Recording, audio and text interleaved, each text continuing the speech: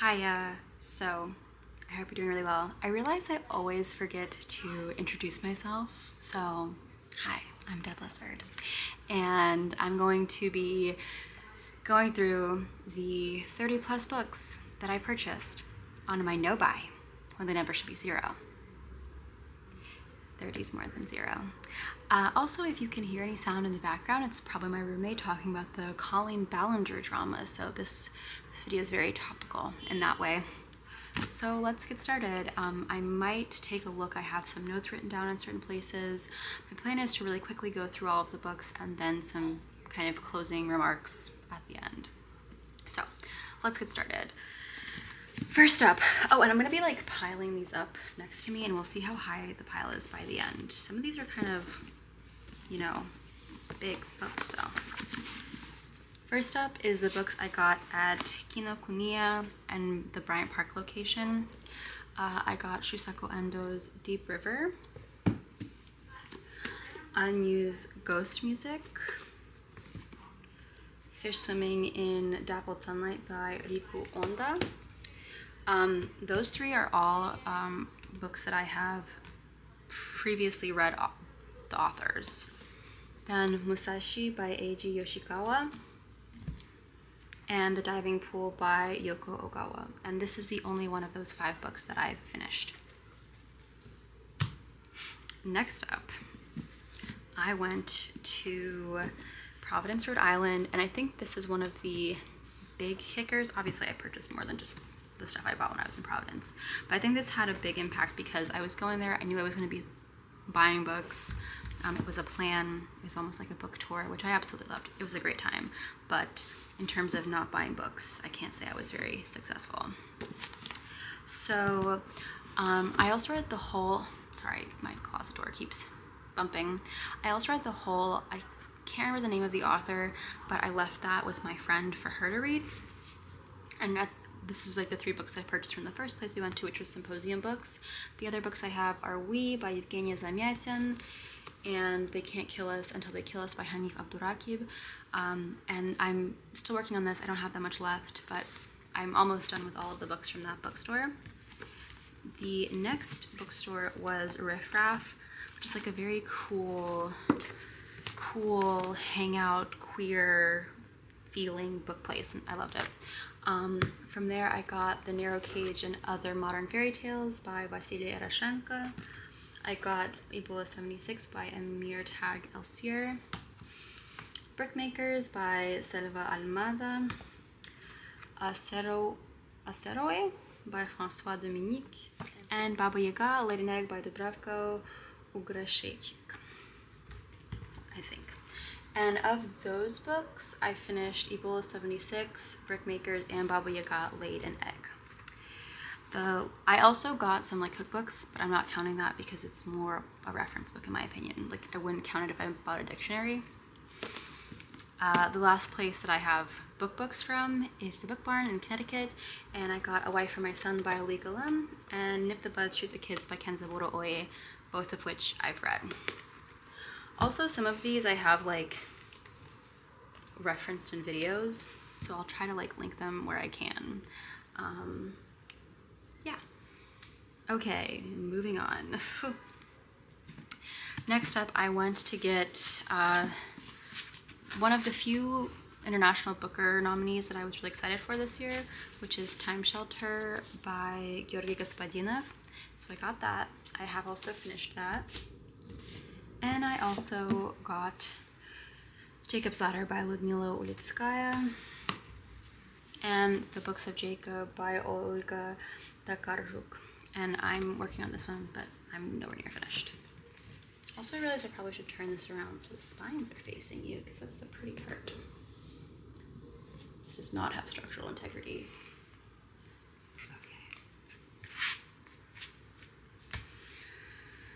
Back is starting to hurt.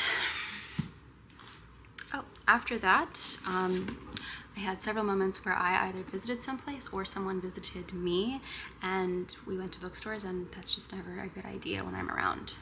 So I got The Bonfire by Georgi Dragaman. I have not read this yet.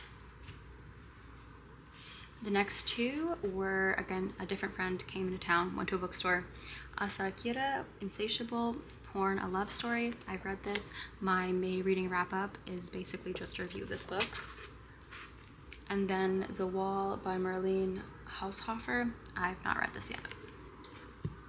Oh, I also forgot to mention the Barnes & Noble near where like I grew up. They were renovating and moving, so like their stuff had a discount. And so I got two books, Carla Cornejo Villavicencio, and I don't know how to pronounce this person's name, Guigui wa Thiong'o, The River Between, which I have been dying to read this book for so long. Also, I think another book by them I have on my wish list. It's getting taller. Whew. What's next? Yes.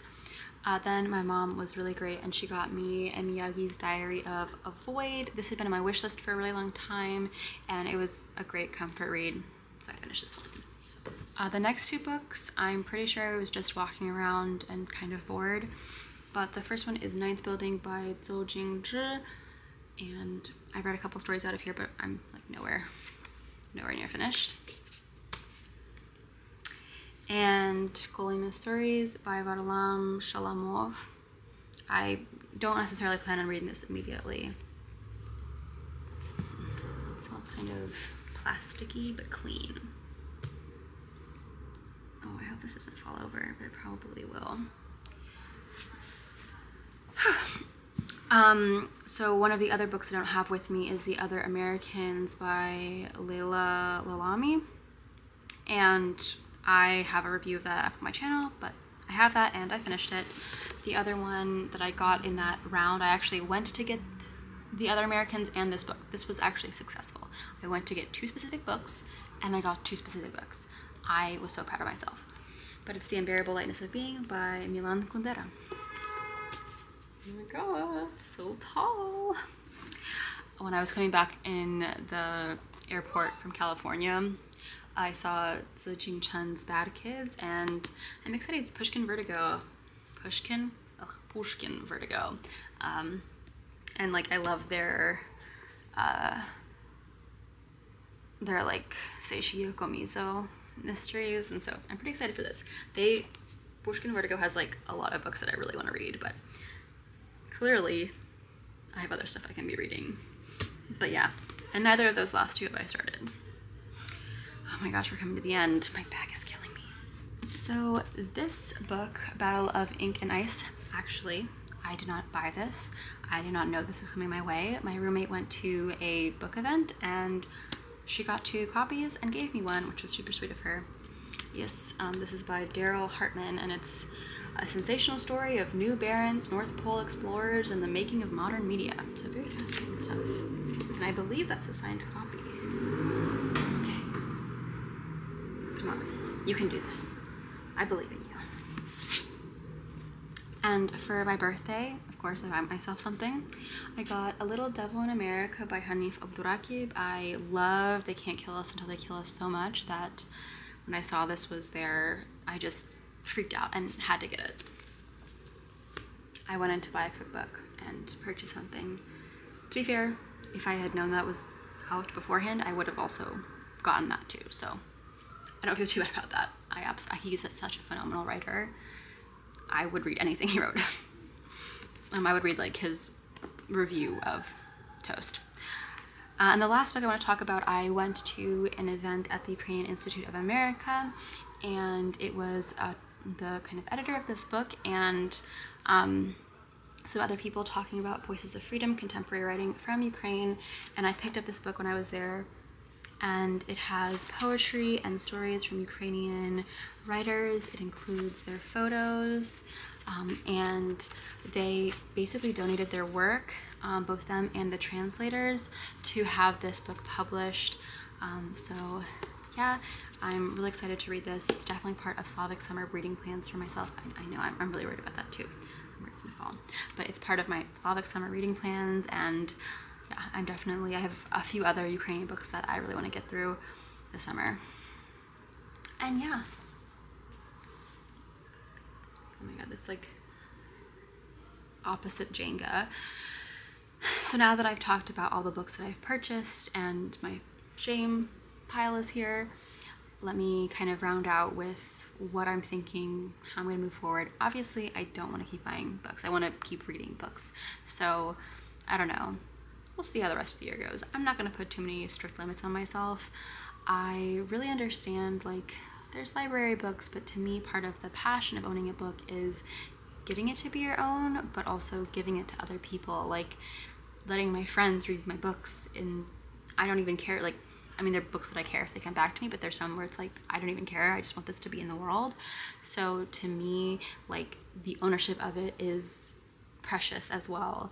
And like, there are some things that I do use my library app for. I use the audiobooks. I try to get them on Libby. I have noticed though that like sometimes if I'm like doing something for a book club, like frequently those books are not available or they are going to take too long for me to get to them. So something I've noticed that like makes them kind of more difficult to use all the time, but I still do use it. I've also found with the Libby app, like I'm DNFing stuff a lot more, which isn't a bad thing, but it's something to take note of. Like when I have to curate my collection, I'm a lot more motivated to then finish the books that I'm reading rather than start and stop. But I also think it's partially because I'm maybe more discerning when I have to buy something versus when I'm able to like get it for free.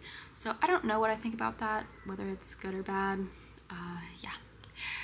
But finally, I kind of want to go through some generalized thoughts about this collection.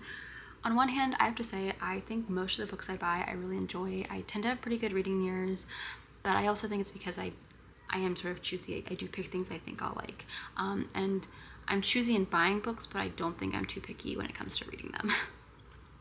But I would also say that I feel like a lot of these books did sort of fit in with my goals. I wanted to read more Eastern European lit. Definitely have that up here. I have a lot of examples of that. I also have a couple of work by Chinese authors, which was another goal of mine. So I think that a lot of this stuff definitely fits in with my goals. And a couple of the ones, especially from Kinokuniya, those were books that I had my eye out on for a very long time, but hadn't picked up yet. So obviously I do think that I have a problem of just going into a bookstore and buying a book, but at the same time, I'm glad that I'm excited about all of these books. There's something that I'm like really regretting having purchased yet. Maybe when I finish them, I'll have a different opinion. Like, I think the worst book that I've said so far was The Other Americans, and that was a book club pick. That wasn't my pick, so yeah. And then my last thought is how I'm maybe gonna attempt to like lessen the amount of books that I purchase. So I have two main thoughts on that. First of all, I think it's being really clear about my goals and being much more detail oriented about goal setting and focusing on maybe setting my goals within the books that I already own, so that way I don't necessarily feel tempted to go out and buy books. I think I'm always gonna be tempted to buy books, like that's fine. But yeah, I acquired 32 books this year, but I've also read 28 books. Not all of those were books that I necessarily you know, purchased, but I'm also reading a lot, and a lot more than I've ever read in my like adult life. But the other thing that I've been doing is also, like I said, I'm part of a book club, and I've actually been trying to suggest books from piles that I already own to avoid purchasing new ones. So for example, They Can't Kill Us Until They Kill Us is a book that I already had and suggested, and The Undocumented Americans is my most recent pick, and I'm going to suggest that because it's been on my list for a while, and I've actually had it for a while. So yeah, it's not really a shame pile, but at the same time, I know I need to be much more mindful about my purchasing habits. Yeah, it's a tough balance. I definitely hope that I can go a while without buying a book. I really think that my Slavic summer goal will help me with that, just because I do have already so many books already acquired that I really would like to read. I feel like it'll be easier for me to focus then, because obviously I have like books right in front of me that I really want to read, and they're right there. I literally have them next to my bed. But we'll see how it goes. Maybe I'll try to do something where I don't buy any new books until August, like end of August or September. That's my goal, but we'll see. Anyway, I hope you enjoyed this video. Please, you know, like if you like the video, and leave a comment. How many books have you bought this year? I'm very interested to know. Yeah. Anyway, have a great day.